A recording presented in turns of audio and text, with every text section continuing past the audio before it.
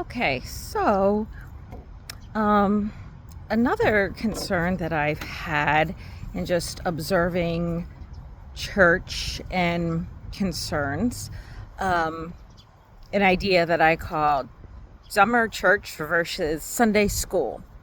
So a lot of churches seem to be doing away with Sunday school, and I don't understand why. A lot of the um, kind of feedback that I've heard from those high up within various churches is anytime attendance is down on something, well, then it's not really something that they're going to keep doing, which is concerning and alarming because that's a business strategy. So I've sat under pastors who will say that they will preach if there's only one person that shows up. And that is I think, the attitude that we need to have. Whether your sermon hits or not, if you're truly preaching God's word, doesn't matter if 100 people show up or one person shows up. So it's a business, a numbers thing. I don't know. So, churches are doing away with Sunday school. My guess is that it has to do with numbers. It's not popular, so we're going to stop it. But this causes a larger issue. Historically, Sunday school was to educate those in the community that could not attend or afford school before public schools were started, and they received their education at church. And so we've gotten away from that because we have public schools.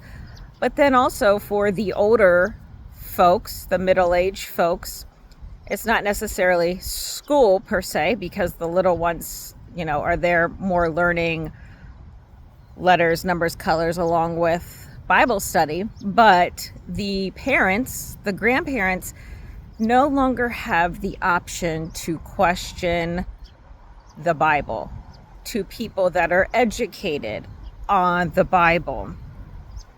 So just some concerns, and I grew up Assemblies of God, to where, if you're called, you don't need to go to a seminary necessarily. And for the longest time, I believed that. And now we see these people that are called to ministry that don't have the understanding of the Bible, and then they can easily get swayed by the newest teachings, but they also can't answer the deeper theological questions that the parents and grandparents or older adults may have. And so if we're not educating the parents and the grandparents, and they're unable to answer the children's questions at home, what are we doing? We are creating, not only do we have a public school system of just the inability to educate, but we have the church following the same path. And so we have people that are completely uneducated on the Bible, and really no one's reading the Bible. These read the Bible in 90-day challenges or things at the beginning of the year, read the Bible in a year. The desire isn't there. Who wants to do that? I've tried to do it. It's set up really weird. It's bizarre. And so what? You put it on an app, and then you're supposed to enter in the chat like what you think in the email. It's so disconnected. We have pastors that aren't even going to seminary who can't answer these questions. So we just need a deeper desire to read the Bible. I've read the Bible cover to cover multiple times, and I recently saw something this week that said that when bankers are taught about counterfeit money, they're just sent away, and all they do is feel real money for like a week or 2 weeks or whatever the time period is. I've read the Bible enough times that I can see when something being taught is wrong. We have a generation of people that don't know the Bible inside and out. We don't have Sunday school. And then we have TED Talk sermons with literally 3 verses, if that, on a Sunday morning. There's no challenge. And I've heard the pastor excuse that, we have people that don't read the Bible, and so they're not going to understand if we preach something deeper.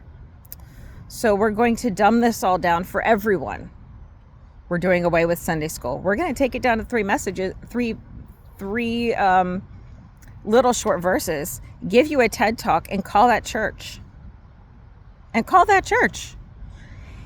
so we have a generation of people that don't know the Bible. Now, in my case, I've sat under pastors with a TED Talk, and that infuriated me so much that I began to dig into the Bible and read the Bible more thoroughly and read the Bible cover to cover again.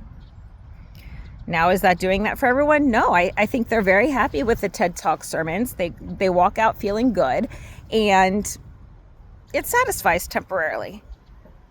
Then, when you have the people that want to go deeper, that want to know more, that have read the Bible to cover, again, they're rejected.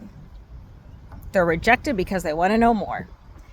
And I would challenge pastors that we need to present a deeper, more theological presentation of the gospel on Sunday mornings, because then it will cause the congregants to ask questions. And that creates a problem for the pastors. Because pastors, are you educated enough to answer the deep theological questions that you will incite when you preach a deep theological sermon?